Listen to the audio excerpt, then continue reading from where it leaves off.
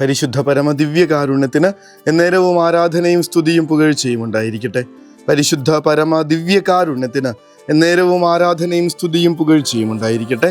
പരിശുദ്ധ പരമദിവ്യകാരുണ്യത്തിന് എന്നേരവും ആരാധനയും സ്തുതിയും പുകഴ്ചയും ഉണ്ടായിരിക്കട്ടെ. ദൈവപുത്രനായ യേശുക്രിസ്തുവിൻ്റെ സുവിശേഷത്തിൻ്റെ ആരംഭം. വിശുദ്ധ മർക്കോസ് സുവിശേഷകൻ്റെ സുവിശേഷം ആരംഭിക്കുന്നത് അദ്ദേഹത്തിൻ്റെ തികഞ്ഞ ബോധ്യം വെളിപ്പെടുത്തിക്കൊണ്ടാണ്. ദൈവപുത്രനായ യേശുക്രിസ്തുവിൻ്റെ സുവിശേഷത്തിൻ്റെ ആരംഭം. ഇത് പറയാൻ വേണ്ടിയിട്ട് മാത്രമാണ് വിശുദ്ധ മർക്കോസ് സുവിശേഷം എഴുതിയത്. ദൈവപുത്രനായ യേശുക്രിസ്തു, അത് പറയാനായിട്ട് അദ്ദേഹത്തിന് അത്രയ്ക്ക് ധൈര്യമുണ്ടായിരുന്നു, ബോധ്യമുണ്ടായിരുന്നു. ഇന്ന് വിശുദ്ധ മർക്കോസിൻ്റെ തിരുനാൾ ആഘോഷിക്കുന്ന ദിവസം. സുവിശേഷകനാണ്, വിശുദ്ധ പത്രോസ് അപ്പോസ്തലൻ്റെ കൂട്ടാളിയാണ്, വിശുദ്ധ പൗലോസ് അപ്പോസ്തലൻ്റെ കൂടെ പല യാത്രകളിലും സഹകാരിയായ ആളാണ്, സുവിശേഷങ്ങൾ ആദ്യം എഴുതിയ ഒരാളാണ്, ക്രിസ്തുവിൻ്റെ സുവിശേഷം ആദ്യം രേഖപ്പെടുത്തിയ ഒരാളാണ്. ഈ സഭയെ മുഴുവൻ പ്രചോദിപ്പിക്കുന്ന വിധത്തിൽ ക്രിസ്തുവിന് വേണ്ടി രക്തസാക്ഷിത്വം വഹിച്ച ഒരാളാണ്. കാലങ്ങൾ,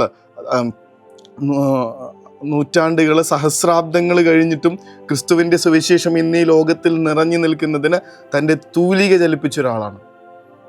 എന്തൊരു വലിയ ജീവിതമാണ് ജീവിച്ചേ.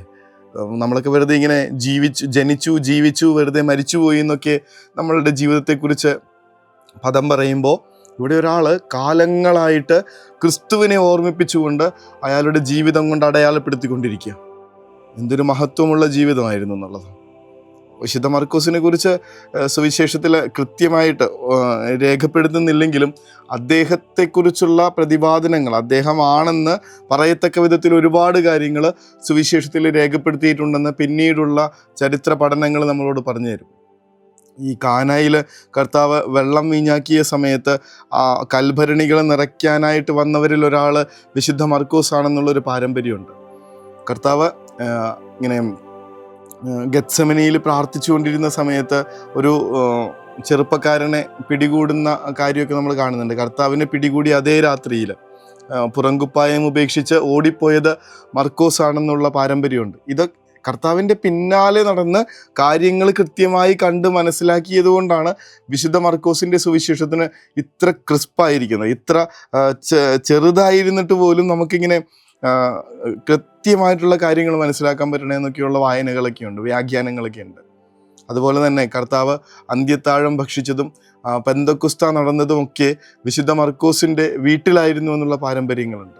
ഇങ്ങനെ കർത്താവിൻ്റെ ജീവിതത്തിൽ പിന്നാലെ നടന്ന് അവിടുത്തെ ജീവിതത്തെ തൊട്ടറിഞ്ഞ ഒരു മനുഷ്യൻ. അവിടുന്ന് 70 ശിഷ്യന്മാരെ സുവിശേഷ പ്രഘോഷണത്തിനായിട്ട് അയക്കുമ്പോൾ അതിനകത്തൊരാൾ വിശുദ്ധ മർക്കോസ് ആയിരുന്നു എന്നുള്ള പാരമ്പര്യമുണ്ട്. ഈ പറഞ്ഞതൊക്കെ സുവിശേഷത്തിലുള്ള സംഭവങ്ങളാണ്, പക്ഷെ അദ്ദേഹത്തിൻ്റെ പേര് അതിനകത്തില്ല. എങ്കിലും പിന്നീടുള്ള ചരിത്രങ്ങൾ, സഭാചരിത്രത്തിൽ കൃത്യമായിട്ടുള്ള രേഖപ്പെടുത്തലുകളൊക്കെ നമ്മളോട് പറഞ്ഞു തരുന്നത് ക്രിസ്തുവിൻ്റെ പിന്നാലെ നടന്നിരുന്ന ഒരു മനുഷ്യൻ, അവിടുത്തെ ദൈവപുത്രനാണെന്ന് നേരിട്ട് കൃത്യമായിട്ട് കണ്ട് മനസ്സിലാക്കി അത് ലോകത്തോട് വിളിച്ചു പറയാൻ ധൈര്യം കാണിച്ച ഒരാൾ. അതുകൊണ്ടായിരിക്കുമല്ലോ ആദ്യത്തെ വചനം തന്നെ, ആദ്യത്തെ വരി എഴുതി വെക്കുക, ദൈവപുത്രനായ യേശുക്രിസ്തുവിൻ്റെ സുവിശേഷത്തിൻ്റെ ആരംഭം. വേറൊന്നുമില്ല. ഒരു സിംഹം, ആ സിംഹത്തിന് ചിറക് കൂടെ കിട്ടി എങ്ങനെയിരിക്കും?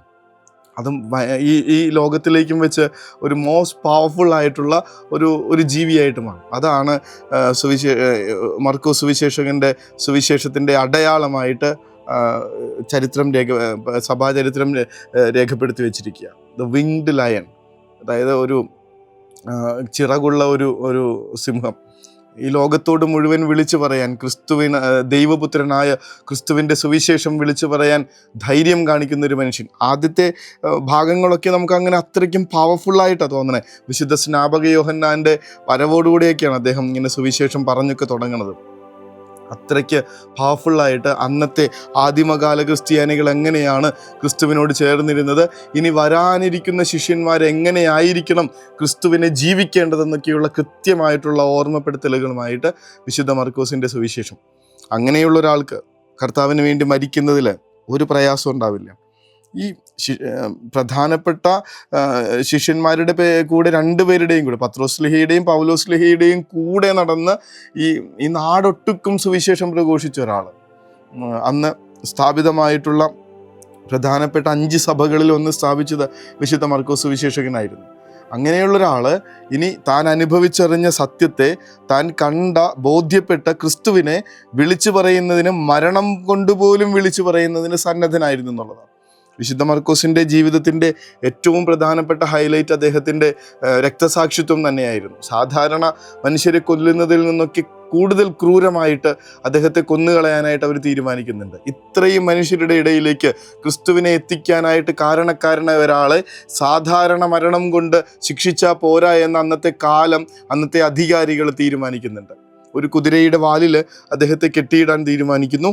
എന്നിട്ട് ആ കുതിരയെ നാടൊട്ടുക്കും നടത്തിക്കുന്നുണ്ട്. ആലോചിച്ച് നോക്കി, ഒന്നും ചെയ്യാൻ പറ്റാതെ കൈ കാലുകൾ ബന്ധിക്കപ്പെട്ട് ഒരു കുതിര പോകുന്ന വഴിയൊക്കെ ഇദ്ദേഹത്തിൻ്റെ ശരീരം ഉരഞ്ഞുരഞ്ഞുരഞ്ഞ് ആദ്യം തൊലി പോകുന്നു, രക്തമൂറുന്നു, അതിനുശേഷം മാംസം ഇങ്ങനെ പതിയെ പതിയെ അടർന്നു പോകുന്നു, എല്ലും കഷ്ണമായിട്ട് പോയൊരു മനുഷ്യൻ. ഇത് ചിന്തിക്കുമ്പോൾ പോലും നമ്മുടെ ഉള്ളിൽ വരുന്ന ഒരു വലിയൊരു വിറയലുണ്ടല്ലോ, അത് ഏറ്റെടുക്കാനായിട്ട് ആ മനുഷ്യൻ തയ്യാറായി എന്നുള്ളത്. ഇത്ര ക്രൂരമായ മരണം ഏറ്റെടുക്കാൻ എൻ്റെ ദൈവത്തിന് വേണ്ടി, ദൈവപുത്രനായ യേശു ക്രിസ്തുവിൻ്റെ സുവിശേഷത്തിൻ്റെ ആരംഭം, അത് പറഞ്ഞൊരാൾക്ക് ഇത്രയും ക്രൂരമായിട്ടുള്ള മരണത്തിലൂടെ പോകുമ്പോഴും വാവിട്ട് നിലവിളിയില്ല, ഒച്ചപ്പാടുകളില്ല, ശാപവാക്കുകളില്ല, നിരാശയില്ല. കർത്താവിനെ പ്രതി അതിക്രൂരമായിട്ടുള്ള പീഡനങ്ങളിലൂടെ കടന്നുപോയി കർത്താവിൻ്റെ വലതുഭാഗത്തിരിക്കാൻ യോഗ്യനായിട്ടുള്ള ഒരു മഹാവിശുദ്ധൻ്റെ തിരുനാൾ. ഇങ്ങനെയുള്ള രക്തസാക്ഷികളാണ് നമ്മളുടെ മുന്നേ ഈശോയ്ക്ക് വേണ്ടിയിട്ട് സാക്ഷികളായി മാറിയതെന്നുള്ള ഒരു ചിന്തയുണ്ടായാൽ മതി. കർത്താവ് ദൈവമാണെന്ന് വിളിച്ചു പറയാനായിട്ട് ധൈര്യം കാണിക്കുകയും ജീവൻ കൊണ്ട് ഒപ്പിടുകയും ചെയ്ത മനുഷ്യർ, അറ്റസ്റ്റ് ചെയ്തവരാണ്. എന്നിട്ട് നമ്മൾ എന്തുകൊണ്ടാണ് ഒരു തീക്ഷ്ണതയില്ലാതെ ജീവിച്ചുകൊണ്ടിരിക്കണം എന്നുള്ളതാണ്. ഈ വിശുദ്ധനൊക്കെ സ്വർഗത്തിൽ നിന്ന് നെടുവീർപ്പിടുന്നുണ്ടാവും. ഇത്രയൊക്കെ കാണിച്ചു തന്നതല്ലേ, ഇത്രയൊക്കെ അവന് സാക്ഷ്യം നൽകണമെന്ന് മാതൃക തന്നതല്ലേ. എന്നിട്ട് എന്തുകൊണ്ടാണ് നമ്മളൊരു ചെറിയ റിസ്ക് പോലും എടുക്കാതെ, ഒന്ന് തുറക്കാതെ? ക്രിസ്ത്യാനിയാണെന്ന് വിളിച്ചു പറയുന്നതിൽ നാണക്കേടെന്താ? ഈശോയെ പറ്റി പറയുന്നതിൽ നമുക്ക് പേടി എന്താ? തമ്പുരാനെ, ഞങ്ങളെ ഒന്ന് അവിടുത്തെ ആത്മാവിനെ കൊണ്ട് തന്ന് ബലപ്പെടുത്തണമേ എന്ന് പ്രാർത്ഥിക്കുക. ഈ വലിയ വിശുദ്ധൻ്റെ തിരുനാൾ ആഘോഷിക്കുമ്പോൾ അദ്ദേഹത്തിൻ്റെ മധ്യസ്ഥ്യം ഞങ്ങളെയും ബലപ്പെടുത്തട്ടെ. ദൈവപുത്രനായ യേശു ക്രിസ്തു എന്ന് നാടൊട്ടുക്കും വിളിച്ചു പറയാനായിട്ടുള്ള തീക്ഷ്ണത കൊണ്ട് ഞങ്ങൾ എരിയട്ടെ എന്ന് പ്രാർത്ഥിച്ചു. അതിനായിട്ടുള്ള കൃപ ലഭിക്കാനായി അവിടുന്ന് തന്നെ നമ്മളെ ആശീർവദിച്ചൊരുക്കട്ടെ എന്ന പ്രാർത്ഥനയോടുകൂടെ നമുക്ക് മുട്ടിന്മേലായി. പരിശുദ്ധ പരമ ദിവ്യകാരുണ്യമേ, അനന്ത സ്നേഹമേ, പരിശുദ്ധ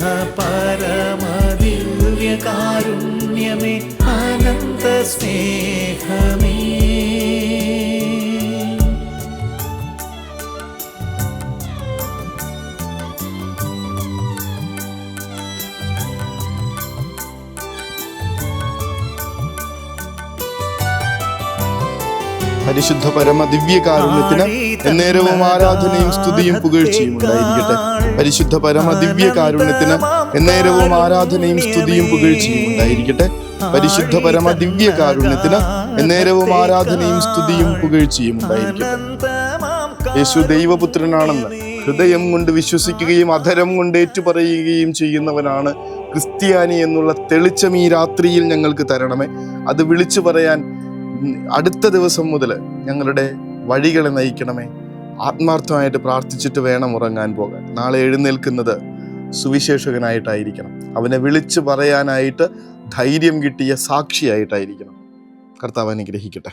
കരുണതൻ കയർ പിടിച്ച് നയിച്ചിടും സ്നേഹമേ, ദിവ്യകാരുണ്യ സ്നേഹമേ, പരിശുദ്ധ സ്നേഹമേ,